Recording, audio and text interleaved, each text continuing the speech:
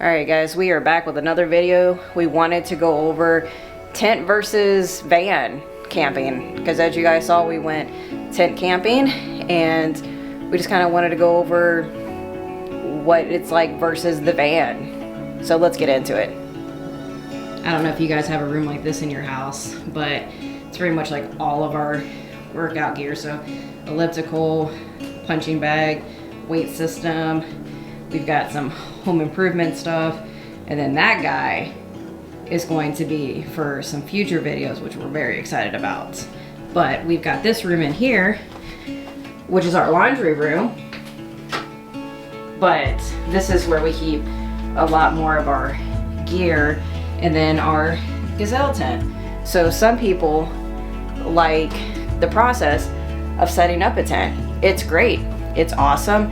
It's, you know, time consuming, and a lot of people like that about tent camping because you can customize it, you can do what you want with it, but there is a process to setting up all that gear. So a lot of the gear that we have is actually in these front runner packs, which is great. A lot of it's, you know, not expensive. A lot of this gear you can buy over time. You can knock it out in one thing, like one purchase, especially at Walmart. We have a lot of the butane canisters, we have propane, we have the Blackstone, but what's nice is that all of this gear is really not expensive depending on how you do it, because you can buy a blue tote like this instead of a front runner pack, and that'll save you money right there. But guess what, you can still go camping. So another nice thing about tent camping is it can be a lot easier to switch out gear. New gear comes out all the time. It can be a lot smaller, or maybe a lot cheaper to buy, switch out, try new things if you really want to. You don't have to kind of stick with the same thing over and over again if you don't want to. If you find something you love though, you can definitely do that though. And as you guys can see, we have a whole rack back here full of stuff along with RV and camping gear down there too. So I wonder if your guys' house looks like this, but what's nice about tent camping is that a lot of the sites most of the time are easier to book than RV sites because they have hookups, they have sewage, they have all those extras. Tents, either you have a pad or you don't, and then it's easy to go ahead and just book that. Let's take this party outside.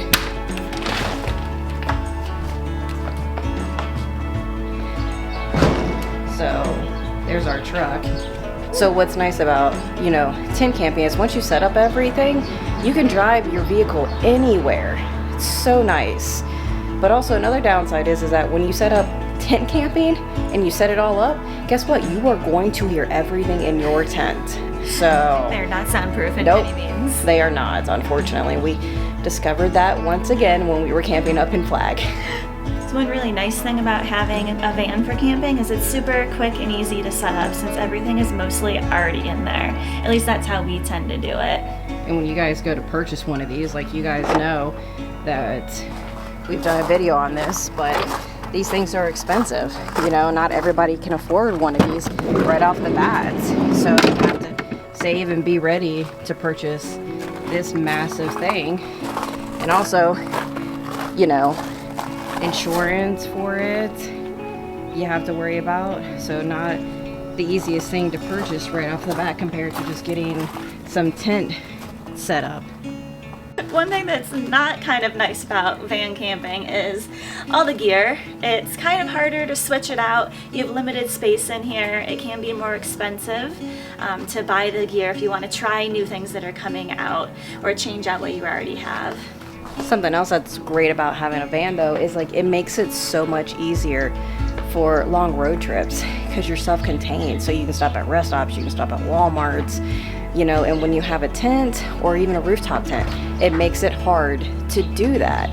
So that's what's really nice about being self-contained. So one nice thing about having a van is that you do get access to Harvest Host and Boondockers, where you have to have a self-contained vehicle because they don't want you at their business going number 1 or number 2 outside of your accommodations. And so that's what's really nice is that when you have these types of, you know, vehicles that are self-contained, you're able to go ahead and have more access to those kinds of sites. So another nice thing about being in the van is once we're in here for the night, we're settled down, we're trying to sleep, it is a little bit more quiet than being in a tent. You kind of have insulated walls, metal material on the sides. It's pretty quiet once we're in here. We don't really hear much. because when we went camping with your mom on Mother's Day, oh my gosh, we had our window open, but the problem was is that her mom has a very weird schedule where she does work like third shift, so she's kind of up in the middle of the night, and we just happened to hear coyotes literally right outside the van, and like that's the only time we've really heard anything, but like they literally sounded like they were right outside their tent. So you know, it's kind of nice when you're in a contained vehicle, you don't have to worry about things. All right guys, that's our tent versus van. Tell us what you've done in the comments below.